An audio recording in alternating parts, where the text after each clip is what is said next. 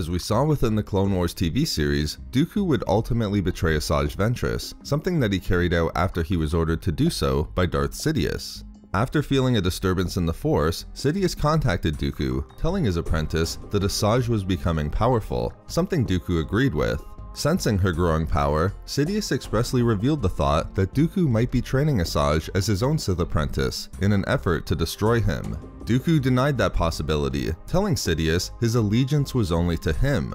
However, Sidious wanted Dooku to prove it by eliminating Asajj. Initially, Dooku questioned such an action, showing some hesitation to do so, but Sidious was clear. Dooku was to eliminate Asajj. Ultimately, Dooku agreed, and he carried out his betrayal of Asajj during the Battle of Sullust. When she requested assistance from Dooku during the battle, Dooku told her that she'd already lost the battle, and he ordered her reinforcements to return. Even more important, Dooku told Asajj that she'd failed him for the last time, and because of her failure, she was no longer his apprentice, and he was leaving her to die. She would of course survive, but in canon, Asajj was betrayed by Dooku. But Asajj Ventress was also betrayed by Dooku in Legends, and in today's video, we'll look at how this occurred as demonstrated within the Star Wars Obsession comic series. After conducting a long search for Asajj Ventress with the help of Anakin, believing she was an evil but misled by the Sith, a different path having been available to her if she was taught compassion and control, Obi-Wan located Asajj within a bacta tank during the Battle of Boz Pity in the final year of the Clone War. Obi-Wan would then soon be confronted by Dooku and two Magna Guards, resulting in Obi-Wan arguing with Dooku about the Sith Lord having preyed upon Asajj's weaknesses and bolstered her hatred to gain her allegiance, while Dooku was certain that Asajj was already that way before he located her. Eventually, as Obi-Wan noted he could sense Asajj's fear and despair, she would regain consciousness within the bacta tank, breaking free and determined to eliminate Obi-Wan, regaining her two red-bladed lightsabers as Dooku ordered her to finish the Jedi Master. As Obi-Wan was thrown from the facility onto the battlefield where the Republic's Jedi and clone troopers were engaging the droid army of the Separatists, Anakin located Obi-Wan as Asajj pursued him. Anakin quickly went to engage Asajj in lightsaber combat, but was stopped by Obi-Wan, and when questioned by his former apprentice what he was doing, Obi-Wan explained that all she ever knew was violence, and he thought that there was some part of her that hadn't been corrupted by Dooku, but which couldn't be reached through combat. With Asajj telling Obi-Wan that she was sickened by his blind faith, she attempted to strike him down with her lightsabers, an attempt stopped by Anakin. Obi-Wan insisted that they were there to help her, but Asajj was adamant. She would never join Obi-Wan, confirming that her loyalty was to Dooku and no one else. As the battle continued, Dooku would eventually be confronted by Mace Windu, with Dooku and Mace engaging each other in lightsaber combat. However, during the duel, Mace was attacked by two Magna Guards, resulting in Mace and the Magna Guards falling to the ground below. Following the brief duel, Dooku decided it was time to leave the battle, and as he was leaving, two Magna Guards revealed that they located and recovered Grievous, confirming he was still alive.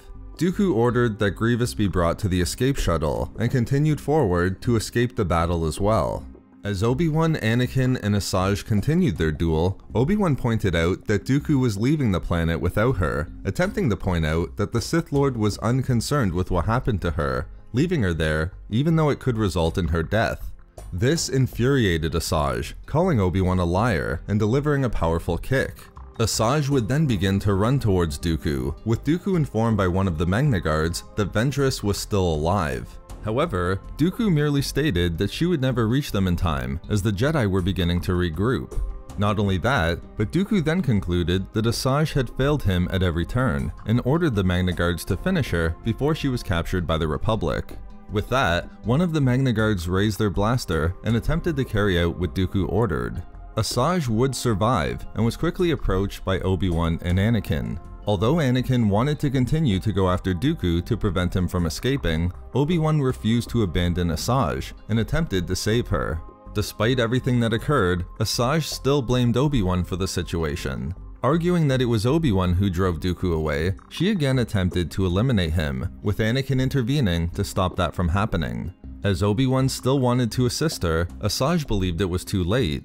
In her final moments, she provided Obi-Wan with important information, telling him that he needed to ensure Coruscant was defended from Dooku, as that was the key to victory. And even more important, she told Obi-Wan that it might be the case that he was right about her all along. Believing Asajj had died, Obi-Wan arranged for her to be taken to Coruscant for her to have a proper funeral. But as she was being taken to Coruscant following the Battle of Boz Pity, Asajj would regain consciousness, explaining that she was able to use Sith meditation techniques to make it appear as though she died. However, she decided that she wanted to be taken away from the Jedi, Dooku, and the Clone War, ordering to be taken as far away as possible. But just as we saw in the canon The Clone Wars TV series, Dooku also betrayed Asajj Ventress in Legends, ordering for her to be eliminated during the Battle of Boz Pity. So there we have it, how Dooku betrayed Asajj Ventress in Legends during the Clone War. We love making these videos, so why not subscribe for more fun Star Wars theories and discussions. Also, if you enjoyed the video, think about giving a like or leaving a comment. If not for me... For wow, it feels good to say that again. I'll see you in tomorrow's video, everyone.